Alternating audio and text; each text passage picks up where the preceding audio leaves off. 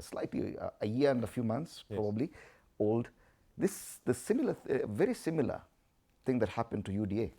That months to the elections, they went into Kiambaa and got their very first member of parliament in the name of Kawanjiko.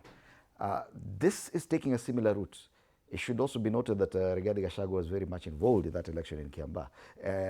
Is there something to decipher from that? Actually, and also TNA. You remember that is how President Kenyatta pronounced his arrival when there was a by-election in Murang'a as well as Kajiado. All right. Actually, look at it this way. Do you know that the Kiambaa by-election happened in the month of July?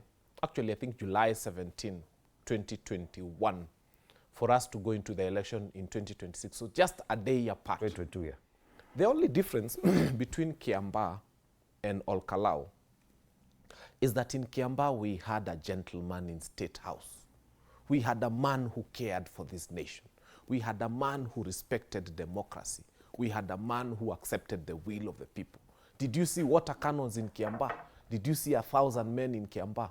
Did you see Subarus in Kiambaa? Did you see hooded masked men in Kiambaa? Did you see goons being sent in Kiambaa? Did you see the government spilling resources in Kiambaa the way this one has done? Did you see transformer being yanked from other places and taken to Kiambaa? Did you see boats? Kama kuna place yote Kiambaa kungepelekwa boats. What we are trying to say is that President Uhuru Kenyatta had his flaws as a human being. But one thing we must always respect him for, he respected democracy. He never sent violence against these people.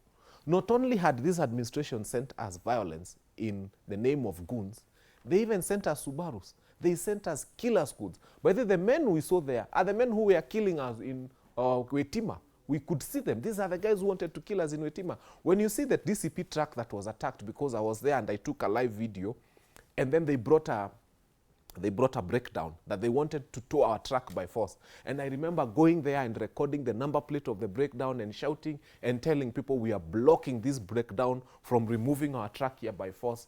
It was smelling of tear gas. We protected the driver. He took our truck away from there because walikuwa wanataka kwenda kuichoma. Actually, we had to put out a fire that they had lit in the truck.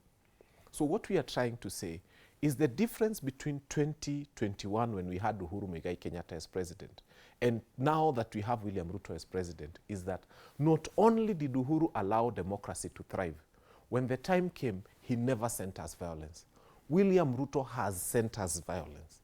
He has really done terrible things to us, yet we have won. So this is a bigger victory for us, not just because of the margins, but because of the odds against which we have had to fight to win. Let me submit to you that DCP would have won the seat in Kwale. Very terrible things happened to us in that Kwale by-election.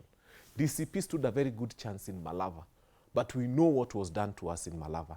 In Emurua Dikir, in a free and fair election, DCP by now would probably be having 3 members of parliament. But we know what happened even in Emurua Dikir. And the people of Emurua Dikir will tell you they don't associate with the member of parliament that was voted for because they know where their hearts are. So don't come and think that we have the first member of parliament. This is the first member of parliament that has been born to us through fire. In fact, it's such a fiery furnace, so hot, the flames were blue, but we went through it and we won. So we've paid a price so high to have one member of parliament, but it's good because he's hardened our resolve. And it's good because, you know, God is faithful. He wanted William Ruto to bring his whole arsenal, everything he has, that he was planning to use in 2027. Kenyans, if you are watching me, I just wanted to tell you, William Ruto is beatable, and he's going to be beaten. And we have beaten him, and we've beaten him with cannons, with police, with violence, with goons, with Subarus, with masked men. He is going to be beaten in 2027. How? Through the ballot, not through violence. And one of the things that we did in Olkalau, self-restraint. When Kanini Kega went through the attack he went through, and it was not just him. When Wamombi, the personal secretary to Rigiji, went through what he went through, and his phone was confiscated, the place was attacked, what was the intention? The intention was that there be violence, that the people take it to the streets, that the people burn tires and say, Mumeshika Kanini Kega. What did we do? We went everywhere we could go. I went to media houses. Everybody went to the people. Medho spoke to them. We told them, restrain yourself. We have a seat to win. This is ours to win. If we go to the streets now, EFECON will have an opportunity to come and cancel this by-election. And so we restrained ourselves, knowing that our leaders were under attack, knowing that we were ourselves, hata Olkalau, hakuna mtu alikuwa analala hoteli moja the same night. You sleep here, you go there. We slept in Nyahururu, we slept in Olkalau, we slept in Nakuru. We were nomads. Sometimes unazima simu yako kwa hoteli fulani, unakaacha kwa reception, unaenda unalala hoteli fulani. We did a lot of interesting things to be able to survive in Olkalau. And there were people who were there for 3 weeks. Some of us like Fanya Mambo were just there for a week.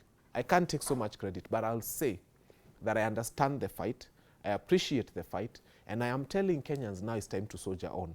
We will beat William Ruto democratically. Okay. We will beat him at the ballot, and we will show him that the will of the people is supreme, and we will protect our right to democracy. Okay.